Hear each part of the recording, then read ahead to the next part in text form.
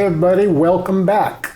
It's time for another episode of All My Modular, where I go over everything I've got in my rack. And this will be episode 3. We're doing filters and effects. So I've got a bunch of great modules here I want to talk about. Let's just get started. Go through some of my filters first.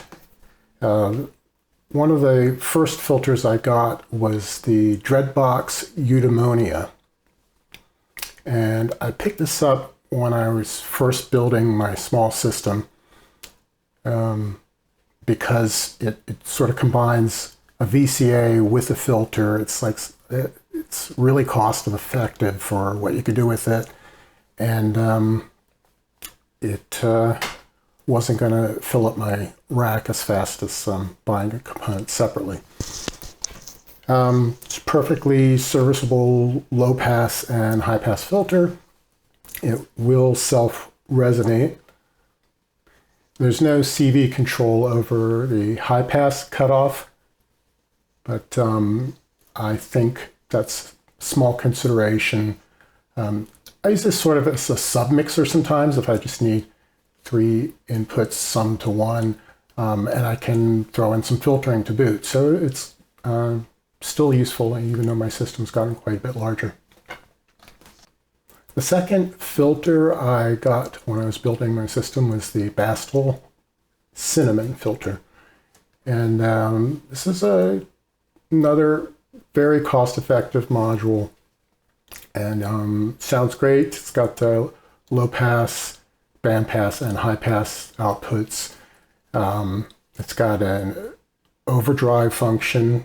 You can get some nice distortion by really overdriving it, and it adds a lot of character.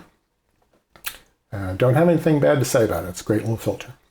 I guess one thing that some people might complain about is that it is 5 HP, so yes, it's an odd number HP, which doesn't bother me a bit. The Joranalogue Filter 8 is quite, I want to say like a utilitarian filter. I mean, it slices and dices. It doesn't add a lot of character, especially. It doesn't like imprint its own sound on things. It's a little bit more clinical, I guess I would say.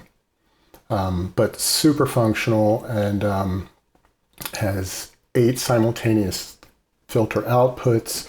It's got an LFO mode, which is great. It's got a separate ping input. I love that the resonance is controlled, is VC controlled, and it's got a 8-phase LFO sine wave in its low mode that is a whole other module in my head. It's like I could use that on a patch if I don't need all the extra filters. So it's got a lot going for it. Now this next module is the Make Noise QPAS. Now I only got this a very short time ago, and I've been playing with it, so my opinion isn't completely formed on it because I'm still sort of learning everything it can do. But I like it. I do like what I'm getting out of it right now. It's really fun for pinging and getting strange metallic kind of percussion sounds out of, and of course it's great for drones, and you can get sort of vocal format kind of sounds. It's got a lot of character, and so you have to want the character. I mean, it sort of has its own fingerprint on your mix a lot of the times, but it's a really sweet sound, so I'm going to be using it a lot. Next is the Make Noise Optomix. I have the revision 2 on this. I bought this, I have to confess, I bought this fairly early on because I heard, well, you have to have low-pass gates. And I was like, well, I had never heard of low-pass gates because I was really East Coast when I was learning synthesizers. And it just wasn't something that came up. So I decided to give it a try, and it took me a little while to get used to it, but I realized it's really, really great for percussive sounds where you've got some sort of complex wave shape or modulation going on, and it all just tapers off in that nice LPG sound. And of course, the Optomix is a classic, so yeah, I would recommend.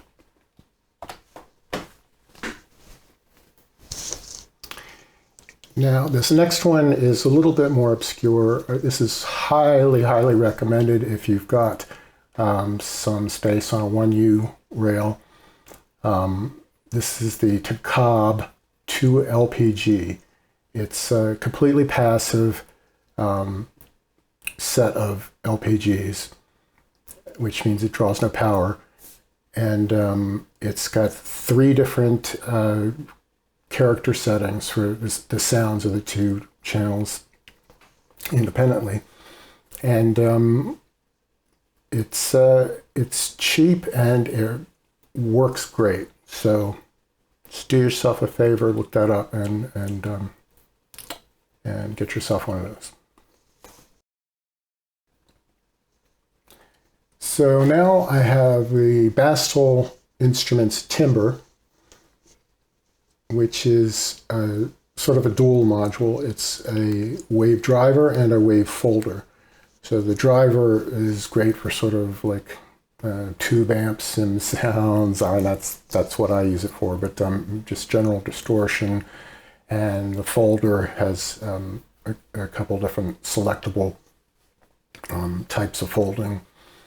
But it's also nice in that it mixes to the outputs in a way that you can actually use CV to control how much of each effect is in the mix. It's also got great CV control over other aspects of your sound. So it's a great module. I recommend it. It's more than just a folder. I mean, I use it a lot just for folding, but the combined sound is really nice sometimes. Next is the Mutable Instruments Beads. This is sort of a classic at this point, since Mutable Instruments has gone out of business. This is a granular FX processor. It's also a wavetable oscillator, although I confess I don't use it that way very often. And it's a delay, and it has built-in reverb, really nice reverb. So a lot has been said about this module. It's very complex. I don't know if I can really get into a whole lot of it here, but if you're curious, do seek out some full-length tutorials on this, because it's quite complex, and it can be used in a lot of different ways. I like to use a gate signal to seed the grains in the sound and sort of have a rhythmic echo kind of thing. It's a lot of creative things you can do with it. It's sometimes a little confusing to my brain, but I always figure it out in the end. Next is Chaos Devices Koszalin, which is a stereo frequency shifter. If you haven't heard a frequency shifter in action before, it's really kind of hard to describe what it does to a signal. It's not a pitch shifter. It doesn't shift the pitch. It redistributes the harmonics in the sound in a way that can be very interesting, sort of metallic, bell-like, or very unnatural. I find this to be sometimes a really cool effect that I really want in my patch. And a lot of the times just sort of, it's maybe a little too specific and it doesn't belong in what I'm doing. So it's not like an all-around module. It's for a particular sound in my mind. Next is Noise Engineering Desmodus Versio. So this is sort of a reverb, sort of a delay. It's what they call it a synthetic tail generator. And it sounds great. It really sounds really, really nice. And the best part is that since it's a DSP platform, you can actually download and use for free the firmwares for a bunch of other modules in the Versio line. And a lot of them I really love. There's 2 or 3 that I sort of regularly bounce between. Ranging from different kinds of strange delays and reverbs and just odd effects, wah-wahs and interesting stuff. Highly recommend it. I got this fairly early on in my modular, and it blew me away. I mean, it really changed the sound of what I was doing. So I'm really happy with it. Next is the Qubit Nautilus, which I only picked up fairly recently. It's a delay. It's got some built-in effects that mix in with the delay, and it's sort of what I needed at the moment. I don't have a lot of effects that I can use that I don't have enough variety, I guess. I didn't feel I had a good delay, so I got this. This isn't just really a delay, though. It sort of colors the sound and does some interesting things with it. Gives you that sort of underwater feel in a lot of the settings. There's almost always a place for it, so I would recommend it. Next is the Tiptop Audio Z5000. This was my first effects unit that I got when my system was very small, and I wanted just some reverb, basically. But I also kind of thought it'd be fun to have a few other effects. It's got some pitch shifting effects and delay effects.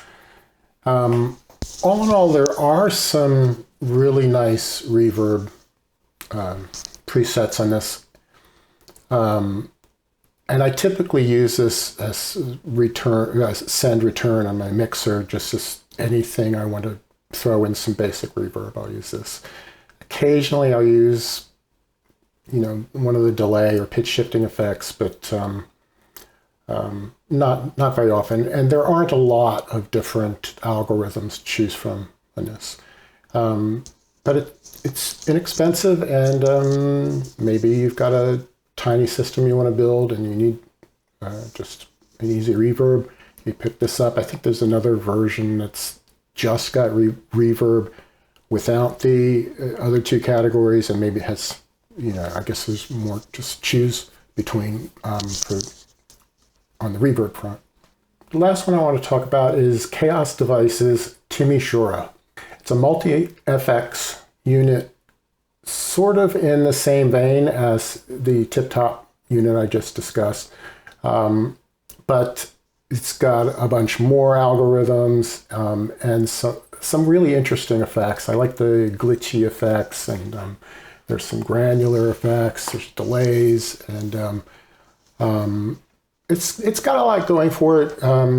My only quibble is that if I use this 100% wet as an effect, the level seems fairly low to me, and that makes it difficult to use this like send return on my mixer. But still some nice algorithms on it. There is a way to get new algorithms into the device with the micro SD card. At the moment, it's too complicated for me to look into until I get enough interest. So I'll probably try to figure that out later. So that's all I have for today's category, and hopefully it won't be quite as long before the next episode comes out, and we will talk about some more fun stuff. So I'll see you then.